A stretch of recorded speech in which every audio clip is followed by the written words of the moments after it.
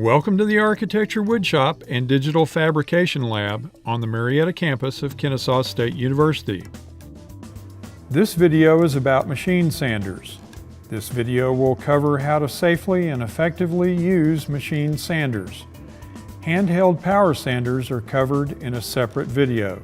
At the end of this video, you will know how to safely use the sanding machines in the Architecture Woodshop. A sanding machine uses a moving abrasive surface to remove material from almost anything that is brought in contact with it. Sanding machines can be used to smooth the surface of material. Some sanding machines can be used to shape material, smoothing rough cuts or saw marks. Sanding machines can be used to bring material to a desired final dimension by removing a modest amount of material from a rough cut line to the final desired dimension or shape. However, sanding machines should not be used to remove more than 1/32 of an inch of material. Machine sanders can be used on the following materials: wood and wood-like products, which include MDF, particle board, OSB, laminations, and plywood. You can also sand foam and plastic materials on the machine sanders using light pressure. Do not sand glue or finishes. They just gum up the abrasive surfaces, rendering it useless. Therefore, machine sanders should never be used on surfaces with glue or finishes. Never use the machine sanders in the shop to sand any metal of any kind, ever. Aluminum is metal.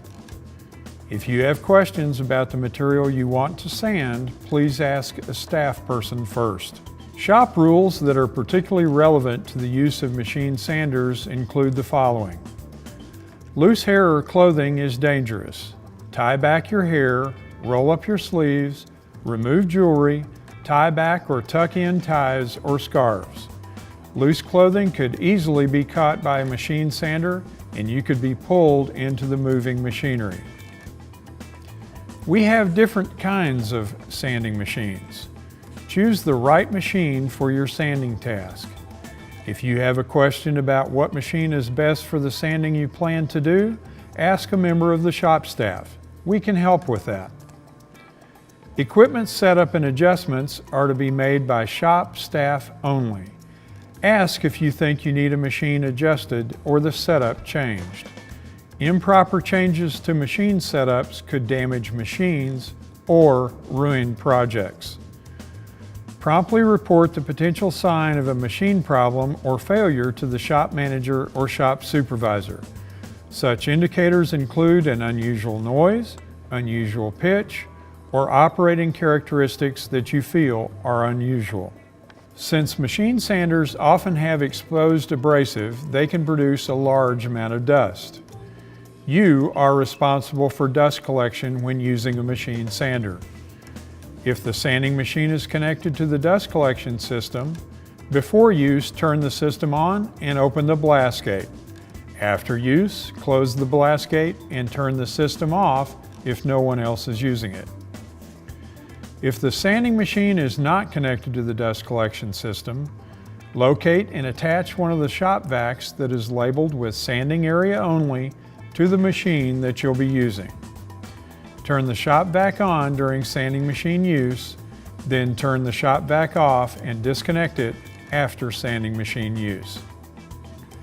Breathing protection is enthusiastically recommended when you are sanding. Even if the sanding machine you're using is connected to the dust collection system, that system is less than 100% effective. Personal dust masks, also called personal respirators, are available for a nominal cost at the local hardware or do-it-yourself store. Masks described as for nuisance dust are somewhat protective, but not what we would recommend. Masks described as meeting NIOSH, that's NIOSH, standard N95 are recommended, as they are more protective. For users, setting up to use a sanding machine usually means the following: making sure the dust collection is ready for use of the machine, checking to make sure the abrasive is in usable condition and does not have any tears or holes. Confirmation that the abrasive is tracking as it should when the machine is running.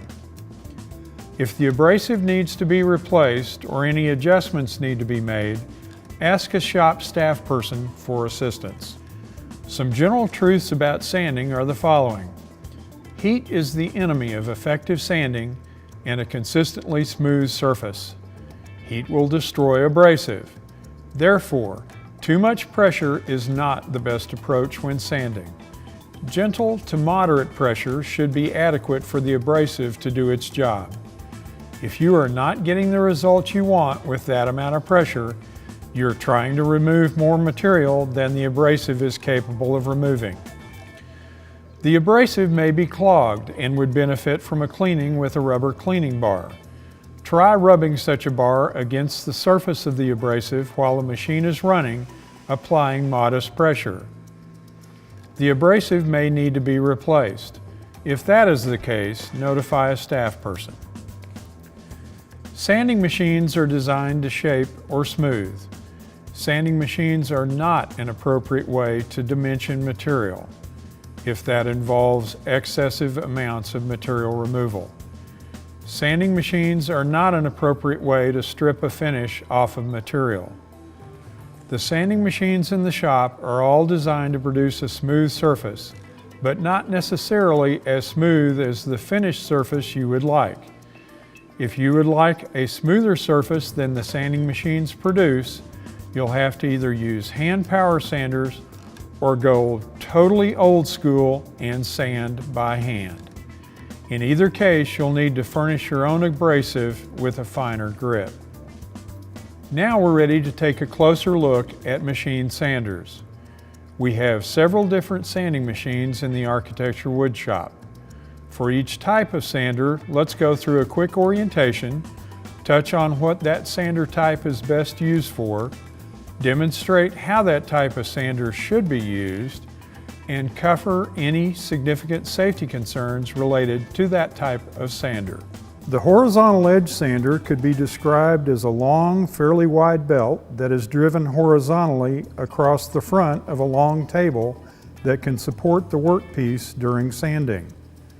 The combination of the long, flat, exposed abrasive with the long table on the horizontal edge sander make it highly effective for sanding straight edges or sides of materials. To use the horizontal edge sander, use the following process. Turn on the dust collection system and then open the dust collection blast gate attached to the right end of the sander. Turn the sander on by first rotating the red emergency stop button clockwise. It should pop outward when turned. Then press the green button to turn the sander on. Verify that the abrasive belt is tracking correctly at the top of the backer platen. The belt position goes up and down as it moves, but it should not go past the top of the backer platen at the highest position in its oscillation cycle. If the belt is not tracking correctly, please turn off the machine and report the condition to a staff member immediately. They will determine whether or not maintenance needs to be done before the sander is used. Place the object to be sanded against the miter gauge on the right end of the table and press it against the moving abrasive belt with light to moderate pressure. Be prepared for the sander to pull the object in the direction of the moving abrasive. Maintain control of your piece at all times. Dust collection is through a port at the right end of the belt. Use that end of the table for more effective dust collection. Push the emergency stop button to turn off the sander. Then close the dust collection blast gate when you're finished. Significant safety concerns when using the horizontal edge sander are the following. Fingers and fingernails can easily become sanded. Be careful about how you hold your object. Material can easily slip from your grip, and the next thing you know, you've sanded nails or skin. Not fun. Don't ask us how we know that. Fingers or skin can be caught in pinch points at the edge of the table or the end of the belt. Be aware that they're there and aware of the hazard they represent. Loose clothing or hair can get caught in the belt. Remove or secure your loose clothing. Long or baggy sleeves should be rolled up and out of harm's way. Long hair should be tied back.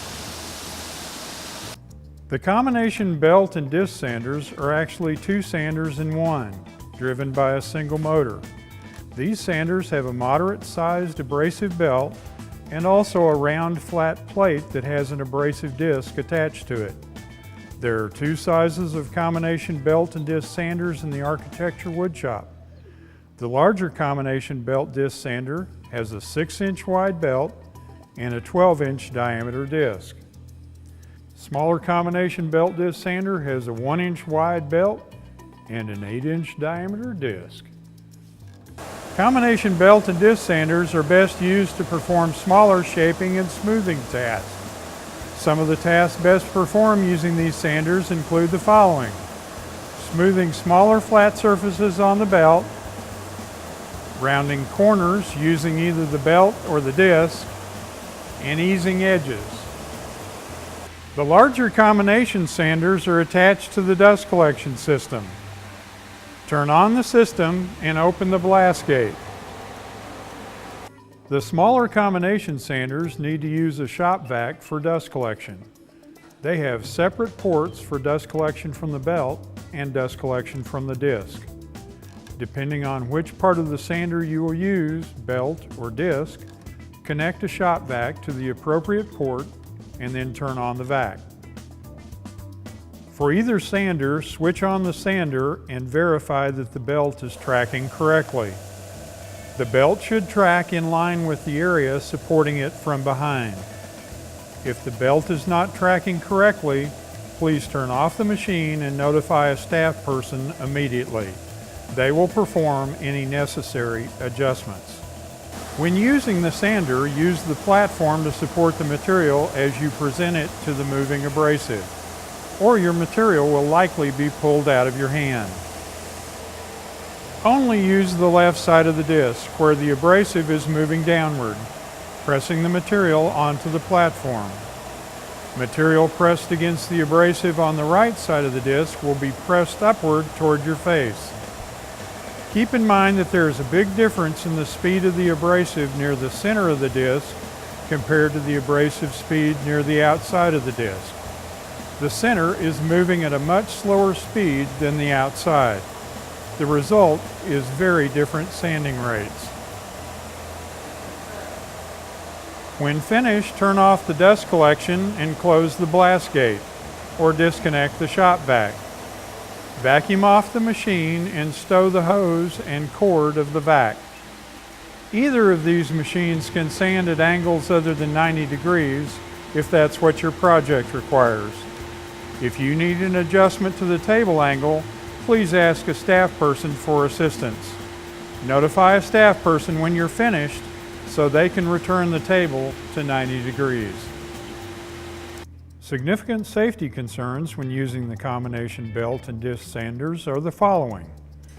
Moving exposed abrasive is dangerous to your fingers and fingernails. Careful how you hold material. Material can easily slip from your grip, and the next thing you know, you've sanded skin or nails. Still not fun. Unusually painful for days. Pinch points could easily catch fingers, loose hair, or clothing. The sand flea has a rotating abrasive wrapped cylinder positioned across the middle of a wide aluminum table. The sand flea usually has a medium fine abrasive on it and should be used with light pressure to produce a more finished surface. The sand flea is used to sand panels flat. It can produce a flat, smooth surface when material is passed over the spinning cylinder, whether your material is just a section of a board or an entire box or raised panel. When using the sand flea, be sure to connect a shop vac to the sand flea and turn it on before use. Then turn on the sand flea. Pass your material flat across the table from front to back, pressing down lightly as the material goes across the moving abrasive. Push blocks may help with this operation. It is critical to keep the material moving uniformly across the abrasive at all times. If you pause, the sand flea can quickly create a gouge in your material that will be very difficult to remove. When finished, turn off the sand flea, disconnect the shop vac, and vacuum the area. Significant safety concerns when using the sand flea are the following. Moving exposed abrasive is dangerous to your fingers and fingernails.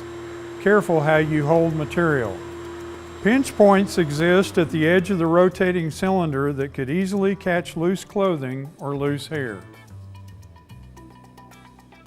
The oscillating spindle sander has an abrasive cylinder that sticks up in the middle of a table and oscillates as it rotates. There are several different sizes of abrasive covered cylinders for this sander so that it can be used on arcs with different radii. This sander should only be operated with the appropriate insert plate in place around the spindle. The abrasive sleeves on this sander are medium coarse. The oscillating spindle sander is used to sand curved shapes, typically edges. The most common use of this sander is to take a curve that was rough cut on the bandsaw, just outside the line, down to the line, making a smooth, curved surface. To use the oscillating spindle sander, inspect the spindle that is currently mounted on the sander and verify that it is an appropriate size for the curve you plan to sand. You should use the largest diameter sleeve that will fit in the smallest radius you intend to sand. If the spindle currently installed on the oscillating spindle sander is not well suited to the curve you need to sand, please ask a staff member to assist you. Changing spindles on this sander is more complicated than it appears. Also check to see that the proper table insert is installed. Inspect the abrasive sleeve that is on the spindle. If it is gummed up, has missing grit, or has holes, it needs to be replaced. Contact a staff person for assistance. The sleeve in the shot has a ridge on it that would create very uneven sanding if used. Turn on the dust collection system and open the blast gate. Turn on the sander and verify that it is rotating and moving up and down as it should. Place the material on the table, holding it securely. Bring the material into contact with the moving spindle from an acute angle using light pressure. Keep in mind that the spindle is rotating counterclockwise. Move your material into the rotation of the abrasive, which would be from right to left against the near side of the spindle. Keep the material moving so that it sands evenly and doesn't gouge the edge of your material. When you have finished sanding, close the blast gate and use a shop vac to vacuum the machine and surrounding area.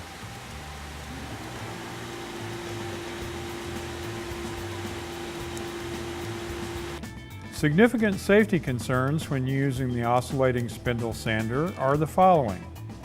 Moving exposed abrasive is dangerous to your fingers and fingernails. Careful how you hold the material. Pinch points around the spindle could grab fingers or loose clothing or hair.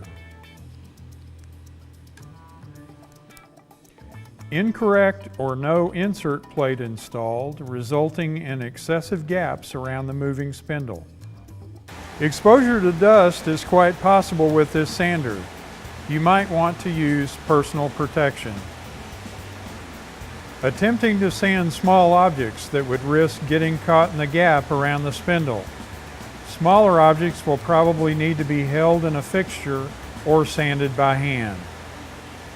Failure to control larger pieces of material while sanding, which could result in injury of others nearby or damage to the material. If you feel that you're cramped for space, let a staff member know and we can help you move the sander out from the wall a little. The sander should be moved back into place after use. The wide drum sander uses a combination of two motions in opposite directions to perform the sanding that it does. The drum part of the wide drum sander is a large rotating abrasive wrapped drum. A conveyor belt platform moves the material to be sanded in the opposite direction against the abrasive on the bottom side of the drum. The sander has two separate controls, one to switch on or off the sanding drum and another to dial up or down the speed of the conveyor belt that moves the material through the sander. A crank on top of the sander is used to raise or lower the level of the conveyor platform, bringing the material into contact with the rotating drum. This crank adjusts the thickness of material that is allowed to pass through the sander. Wide drum sanders are used to produce a flat, consistent finish on a wider board or glue-up. The abrasive on this sander is medium coarse.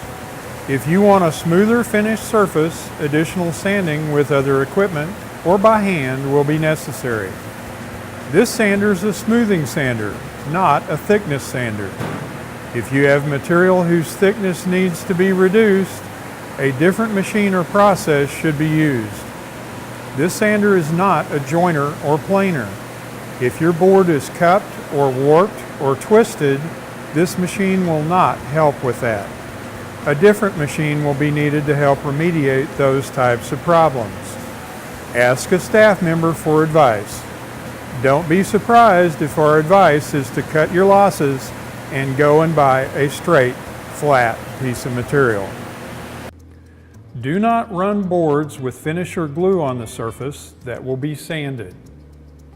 Running such surfaces through the sander will clog the abrasive, which is costly and time-consuming to replace.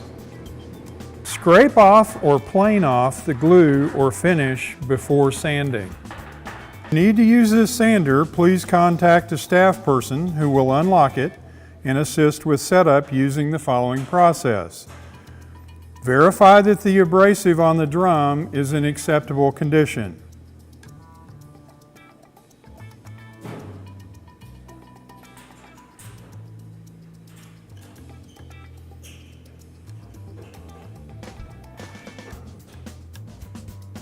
Unlock the sander.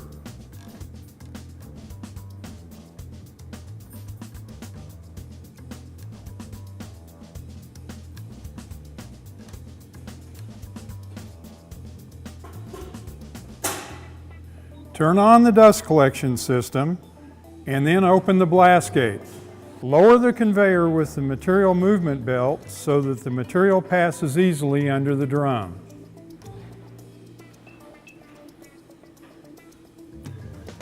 Then, with the machine off, crank the conveyor up until the material is in contact with the drum, and then lower the conveyor one full rotation. Remove the material from the machine, turn on the drum, and turn on the conveyor to a low speed. Place the material on the conveyor and let it feed the material into the machine slowly. As the material is moving through the sander, slowly crank up the conveyor table until you can hear the sander start to make contact with the material. Be prepared to back off the crank and lower the table if the contact with the drum is too firm. Once contact is made with the sanding drum, increase the conveyor speed and finish that pass with that setting. Pass the material through again at the same setting to assure that the full piece was sanded at that thickness setting. Once sanding has begun, the conveyor should not be raised more than 1/8 of a turn for each consecutive pass. Once the final setting is achieved, the material should be run through at this setting 2 or 3 times in order to produce a truly even and flat and smooth surface. When finished, turn off the machine, then close the blast gate, Turn off the dust collection system if it's not being used by someone else, and then vacuum the machine and the area around the machine. Significant safety concerns when using the wide drum sander are the following. When putting the material on the conveyor, be careful not to have your hands between the material and the conveyor when the material goes under the drum. Loose clothing or hair might get caught and pull you into the sander. Never operate the wide drum sander with the door open to the spinning drum.